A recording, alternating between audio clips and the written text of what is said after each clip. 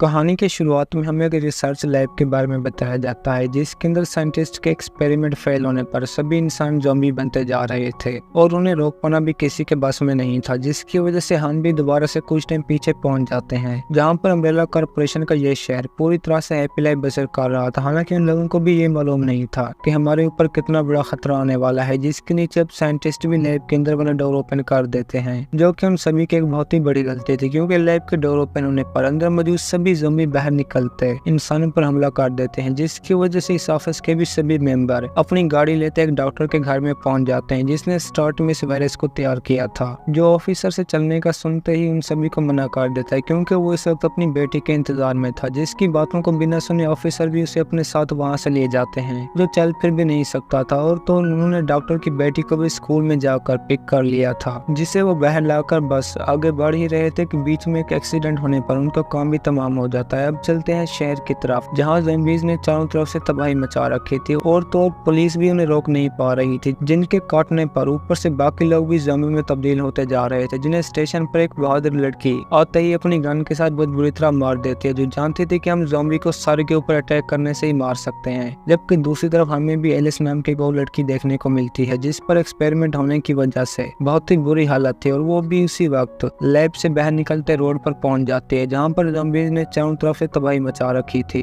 और तो ये शहर भी पूरी तरह से तबाह हो गया था, जिसमें बाकी बच्चे वो लोगों को भी कैन नाम का एक सीनियर बाहर जाने दे रहा था, लेकिन उनका चेकअप भी पूरी तरह से हो रहा था ताकि वो बाहर जाने के बाद किसी और को भी इन्फेक्टेड ना कर सकें। लेकिन काम यहाँ पर भी खराब हो गया था, जो अंदर आने वाले लोगों को बस चेक कर ही रहे थे कि बीच में एक आदमी ज़ॉम्बी बनते तबाही बचा देता है, जो खतरा कैन भी कभी लेना नहीं चाहता था और इसी वजह से लोगों की भगदड़ में बाहर जाने के सभी डोर लॉक कर देता है। जिसकी टीम ने एक लड़की को भी बिल्डिंग के ऊपर ज़ॉम्बी से बचा लिया था, लेकिन इस सब का कोई भी फायदा नहीं होता क्योंकि वो पहले से इन्फेक्टेड हो चुकी थी, जिसके बाद बिना देर के बिल्डिंग से जंप लगाकर खुद की जान ले लेती है। और दूसरी तरफ केन ने भी लोगों के अंदर ऐलान कर दिया था कि वो सभी के सभी अपने घरों में वापस चले जाएं वरना मार दिए जाएंगे, क्योंकि शहर में भी पहले से पुलिस की एक टीम ज़ॉम्बी के साथ लड़ने में लगी हुई थी, लेकिन उनके पास मरने के सिवा कोई और चारा नहीं था, जिनकी आखिर में बुलेट्स भी खत्म हो गई थी। लेकिन केन को इस सब की कोई भी परवाह नहीं थी, जो डॉक्टर के साथ मिलने पर उसे भी वहाँ से जाने का कहता है ताकि वो इन सभी को रोकने के लिए कुछ काम कर सके। और वो ये भी वादा करता है कि मैं तुम्हारी बेटी को किसी भी हाल में वापस लेकर आऊंगा अगर वो जिंदा हुई तो। जिसके ऊपर भरोसा ना होने पर डॉक्टर भी कंप्यूटर का एक्सेस लेते अपने काम पर लग जाता है, जिसकी बेटी भी बाई चांस जिंदा हालत में मौजूद थी और वो थी भी उसी स्कूल के अंदर जहाँ पर केन के आदमी ने उसे उठाया था। अब चलते हैं एलिस की तरफ, जो बाहर निकल आने पर कपड़े चेंज करने के साथ साथ कुछ गन्स लेते ही अपने पास्ट में पहुंच जाते हैं, जहाँ पर उसके अंदर एक्सपेरिमेंट के दौरान डॉक्टर्स ने बहुत ही बड़ी मिकदार में टी वायरस इंजेक्ट कर दिया था। लेकिन एलिस के ऊपर उसका जरा भी असर नहीं होता क्योंकि इसके अंदर वाले जीन्स बाकी सब लोगों से बहुत ही ज्यादा पावरफुल थे। जबकि दूसरी तरफ अब जिल भी अपने साथियों के साथ जान बचाने के लिए एक चर्च के अंदर पहुंच जाती है, जहां पर वो बस रिकॉर्डिंग कर ही रहे थे कि बीच में उन्हें भी अंदर किसी के होने का एहसास होता है, जो कोई और नहीं बल्कि था भी अम्ब्रेला कॉर्पोरेशन का बनाया हुआ क्रीचर, जिन्हें मारने के लिए जिल जूं ही आगे जाती है तो वहाँ पर एक और आदमी भी मौजूद था जिसने एक ज़ॉम्बी को चेयर के साथ बांध दिया था और जिल उसे मारने ही लगती है कि बीच में वही लड़की इस बुरे को भी मार देती है, जिसके बाद की बारी थी क्रीचर के साथ लड़ने की, जिनसे बचने के लिए एक आदमी जो ही अकेला छुपने लगता है तो क्रीचर छोड़ते उससे भी नहीं और आखिर में बच भी ये तीनों दोस्त ही गए थे, जिन्हें क्रीचर सामने आने के बाद बस मारने ही वाले थे कि बीच में एंट्री होती है एलिस की, जो एक बाइक पर आते ही इन तीनों क्रीचर के ऊपर एक साथ हमला कर देती है, जिसने इन सभी को मारने के बाद जेल को कर भी हैरान दिया था। जिसके बाद चलते हैं पुलिस वालों की तरफ, जो सभी ज़ॉम्बी को मारने में लगे हुए थे, लेकिन कोई भी फायदा नहीं होता क्योंकि उनकी तादाद बहुत ही ज्यादा कम थी, जिसकी वजह से सभी ज़ॉम्बी से डर के पीछे जाने लगते हैं। और एलिस भी अपने सामने आने वाले कब्रिस्तान को पार कर रही थी कि बीच में जिल का साथी भी इन्फेक्टेड हो गया था, जिसे मारने से जिल खुद भी इनकार कर देती क्योंकि वो जानती थी कि मेरा साथी जब भी ज़ॉम्बी बनेगा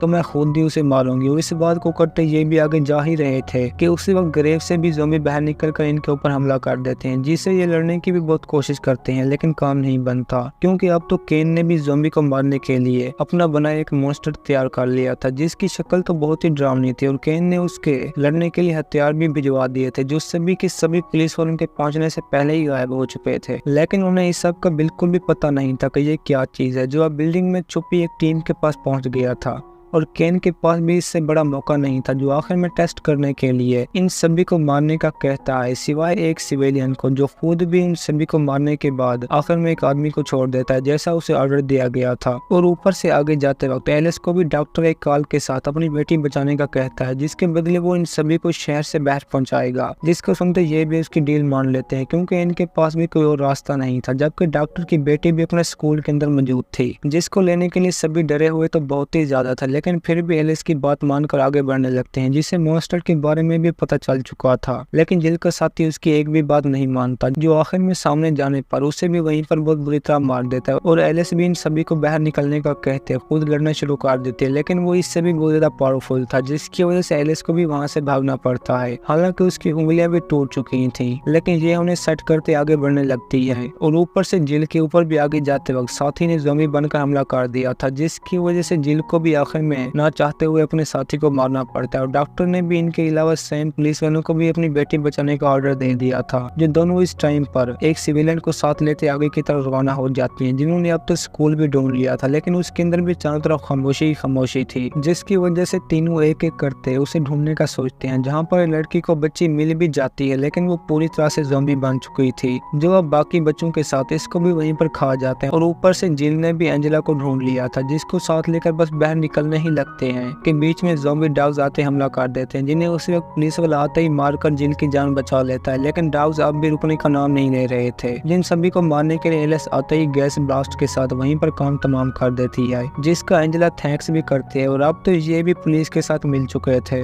जिन्हें फोन पर बात करते डॉक्टर भी एक प्लेन के ऊपर आने का कहता है, जो पास में एक बिल्डिंग के ऊपर तैयार था, जिसका अपनी बेटी के वजह से उनका कलेजा भी ठंडा हो जाता है। लेकिन केन ने भी अब ये सारी बातें सुन ली थी, जिसकी तरफ अब एलिस भी अपने सभी साथियों को एक गाड़ी में बिठाकर आगे की तरफ जा रही थी। और उसे ये भी मालूम हो जाता है कि एंजेला भी इन्फेक्टेड है, जिसे फादर ने एंटीडोट देकर बचा लिया था। और ये भी उसी के पास से एक एंटीडोट लेकर ऑफिसर को लगा देते, जिन्होंने प्लेन के करीब पहुंचकर सभी आर्मी वालों पर हमला भी कर दिया था, जिन्हें मारने के बाद ये सभी प्लेन के ऊपर जाने ही लगते हैं कि बीच में केन आते ही इन सभी को रोक लेता है, जिसने डॉक्टर को भी पकड़ लिया था। और बस बात एक ही कह रहा था कि एलिस अपनी जान बचाने के लिए मेरे बड़े मॉन्स्टर के साथ लड़ाई करे, जिसके लिए वो कभी भी मानने वाली नहीं थी। लेकिन आखिर में डॉक्टर को गोली लगने पर इस बात के लिए भी मान जाती है, जो काम था तो बहुत ही मुश्किल, लेकिन ये भी ट्राई करती है। जहाँ पर मॉन्स्टर और एलिस की आपस में लड़ाई भी जबरदस्त होती है, जिसे एलिस ने भी आखिर में एक रॉड मारकर दीवार के अंदर घुसा दिया था। और ऊपर से उसे ये भी मालूम हो जाता है कि ये मॉन्स्टर कोई और नहीं बल्कि उसी का अपना ही दोस्त है, जिसको मारकर इसे तकलीफ तो बहुत ही हो रही थी, लेकिन केन के कहने पर खामोश रह जाती है, जो इसे अपने लिए एक वेपन के तौर पर इस्तेमाल करना चाहता है। लेकिन एलिस इसके लिए कभी भी नहीं राजी हो, तो इसी वजह से बाहर निकलने पर मॉन्स्टर से इन सभी को मारने का कहता है, जिसमें एक और जबरदस्त ट्विस्ट भी आता है,